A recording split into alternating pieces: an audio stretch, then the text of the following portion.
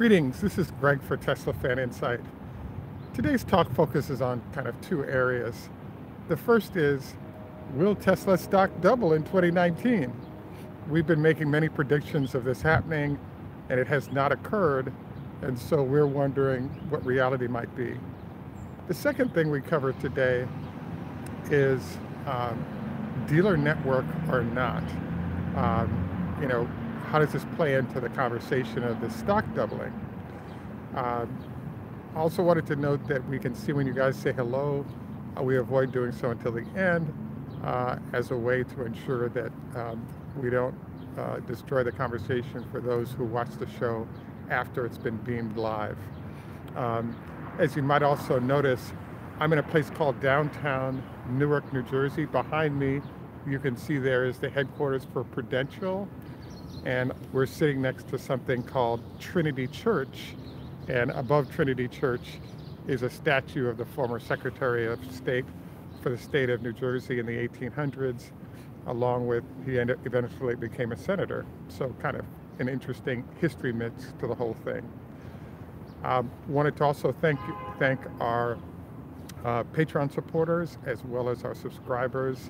Your presence makes a big difference in terms of how we operate and whether or not we're successful. I would particularly love to get comments from you guys. Today, I just picked up the third in a series of new mics in an attempt to improve the quality of our show. And I actually have an earpiece in so I can monitor sound. And so your comments are appreciated in terms of noise level, wind-wise, etc. So as you'll notice, I'm using a dead cat along with a wired microphone directly to the camera. So we're really working hard to address sound and other issues that you guys have raised, short and long term, to improve what we're doing. And today I'm actually going over to visit and learn more from B&H Video about what we can do to improve our show quality. So your support on Patreon as well as subscribing definitely helps the channel improve execution in every way, and we're eagerly moving up that learning curve. I'm actually in the greater New York area for several meetings. The building behind me is the Whole Foods in Newark, New Jersey. The campus of Rutgers University is right here as well. So we're kind of in an interesting spot that you guys can look up. And for those of you in Europe or other places in the world, actually, Sean, very good point. I appreciate your highlighting that, and I think that that might be something to definitely address right now if possible. We're having a little technical difficulty. Sean pointed out the lens might have an issue there, and actually it is better. Thank you for the recommendation, and it definitely makes a difference. Teamwork makes the dream work. So let's get into our topic today, which is the fact that Tesla has, so we've been predicting this meteoric rise in the stock price of Tesla over the last, let's say, year and a half, and it hasn't happened. I decided that on this topic because after the Model Y was introduced, the stock price was down $15. And as we've discussed before, Tesla has a fairly predictable stock price movement where people sort of increase the stock price heading into a big announcement. What ends up happening is that the announcement is made and then the stock price falls afterwards. And then there's about a week-long period after which you start to see it rise again. So I believe that's kind of what's going to happen in this case. Our analysis of this is the fact that the hedge fund managers are really trying to make money on the movement of stock related to new news that might have come out. But then there's a follow-on issue of the fact that the analysts will actually study the situation, write reports, send those to the large institutional managers that own 60% of the stock, and those managers will then start doing their buying afterwards. So my estimate of this whole thing is stock is down. I expect that in a week or so after the long-term buyers are involved, we'll see a movement upward in the stock, hopefully towards the $300 range, but I don't think it's a mega crisis situation. So the open question and what the show is focused on is, well, what happened to the $400-500 stock price for Tesla by this point, given that they're selling a lot of Model 3s and there's 3 new vehicles that are about to come out, one the Semi, 2 the new Roadster, and then following that, the Model Y. So we should be seeing this, really happy period, growing sales, revenue, and profit, and everything should be going great. And the answer to that is that there's there's something that are called operating fundamentals. And basically, you have a combination of issues. The first issue is the fact that there's a lot of debt related to Solar City and other debt taken on to build the company to this point. The second issue that's popping up is, you kind of have a management team that keeps getting younger and less experienced. So a command of how to manage operations to get the company running in a manner to reach those financial goals, I think, is playing into this.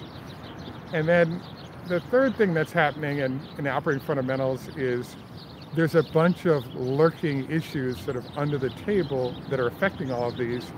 And I really wanted to get into that mostly in the second part of the show, focus on operating fundamentals. The question then is, will the stock double in 2019? And the answer is that it could actually double.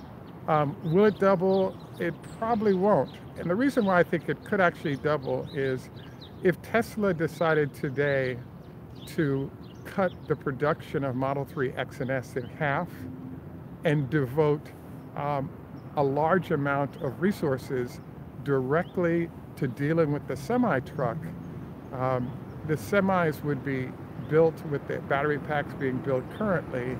There'd be a shortage of cars in the rest of Tesla, but it'd be very profitable for the company. Will this happen? Heck no. And the question is, why not? And the answer is, it's my feeling that Elon tends to like the most interesting projects that affect the most people. And so the rollout of the Model 3, X and S, and then the Y are a lot more interesting because it affects a broad number of people. Yes, the semi's in development and it will happen, and those folks have paid a lot of money to be ready to buy that vehicle in large numbers. But there seems this phenomenon at Tesla where if you have a lot of money and you spend that money with Tesla way ahead of time, there's not as much interest in it because there are fewer of those people that are impacted by Tesla's product. So that's sort of the gut feel I'm getting in terms of Tesla. And by the way, I'm looking forward to you guys giving suggestions on how we deal with Tesla moving into the inner city areas, as well as premium services that you'd like to see if you own a very expensive Tesla vehicle. For example, one of the things I was thinking about is there are wealthy enough people here in the United States and globally that if you want your car supercharged, you should be able to pay for somebody to come to your house, pick up the car, supercharge it, and drop it back at the house after supercharging. Now that is what I call a good service. Another service that I think would be awesome to see is simply have a Tesla vehicle when you want your car charged to come by the house, supercharge it in your driveway, and leave. Now you have gasoline in essence being delivered. Is it expensive? Absolutely. Is it a service people would pay for? It's all about the time value of money, and people recognize, particularly if you're wealthy, why do I want to waste time driving to a supercharger when I can have the supercharger come to me? So I wanted to encourage you guys to throw out ideas that you think should be considered by the company in terms of modifications of process that might end up being new revenue streams for people, and therefore go from there. I glanced at Julio mentioned, what about a battery swap idea? Julio, unfortunately, they tried the battery swap in California there's a midpoint stop between Los Angeles and San Francisco, and they tried the battery swap, but people were not happy about the fact that they don't know how the battery was used by the previous owner. So most folks were like, I can do a battery swap in 15 minutes, but I'd much prefer wait a half hour to an hour. for a charge as a way to avoid you know, an unknown battery being put into my vehicle. Another idea that I was thinking might make sense is what I call fractional ownership, just like they do with jets. What if there's a fleet of vehicles that you could buy into, so you have access to a group of cars and you could just switch cars maybe on a monthly basis, depending on the season or weather, etc. I think stuff like this is sort of high-end solutions that would be attractive to many customers.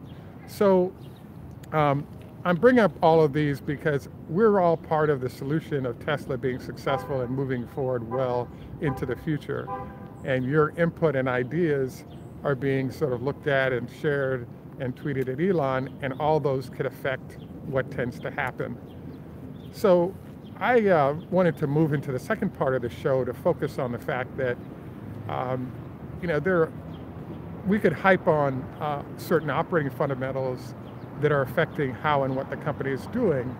But one of them that I've been back and forth with a number of you about is what to do about dealer or no. The reason why Tesla does not have a dealer network is when the company was being started, I think before Elon got there, they actually surveyed people who are car buyers. And there are many wealthy customers that hated the dealer experience so much that they preferred to go online and buy rather than haggle and deal with the nightmare of going to a dealership. So Tesla's concept was, why don't we not have dealers and simply have the company's needs aligned closely? And so that was the logic of it initially.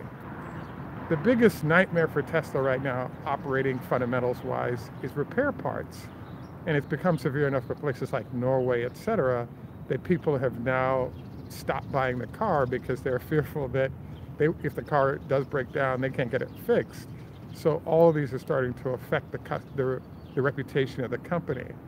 So if you're in a situation where your company is leveraged pretty highly, meaning that you have a lot of debt and you're servicing that debt and you're losing money, there are some choices you may need to make that are other than what you want to do, but they're in the best interest of the company to move in that direction. So I actually think it's great Tesla doesn't have dealers, but I also think it's a nightmare that customers all over the country, all over the world, is affected by the fact that they can't just walk in, test drive, and then buy the vehicle and have it serviced all in the same spot with no headaches. So what this results in, I think, is sort of what I call crazy operating fundamentals. Case in point, there's one of our viewers that pointed out that they had a mechanic have to drive 3 hours each way to do service on their vehicle. And this is a direct byproduct of how this no dealership situation works. In particular in Michigan, because all the auto places are headquartered there, that's one place I don't think they'll ever see a Tesla dealership there. And you're having to send owners or repair people long distances to repair cars, either to or from the greater Detroit area into Cleveland and other parts of Ohio. So it's a great idea. I think that at the end of the day, you have to sit down and figure out how well are we servicing our customers, and is this poor service starting to affect our brand reputation and image relative to current and future buyers. And I just think that it's an operating fundamental that needs to be reviewed. And what I particularly love about the change isn't the fact that you bring dealerships in, it's the fact that you bring in dealership dollars to pay for parts storage in large warehouses, and therefore all these vehicles can be fixed more efficiently and quickly. There are endless numbers of efficiencies in this manner that I've covered in our show over time, but I just wanted to note that highlighting some of the operating fundamental challenges that the company may have are things that we really want to make sure that we review, because it's possible. I've noticed that some of the things we recommended, Tesla has actually adopted. So while you guys may think that the show may or may not have impact, we do have some folks that are watching and introducing the idea within the management team to modify. So your suggestions on message boards and us covering it extensively is having an impact, and there are changes being made within the company so that it can do better. So to get back to my thesis on will Tesla stock double, the one tweet that I'd love to have everybody on our show send in to Elon is, could you please get rid of the telescoping handles on the Model S? because it turns out that that's the #1 repaired item that breaks down or freezes on people, and just a regular door handle will allow folks to not have to deal with that headache, particularly in cold countries.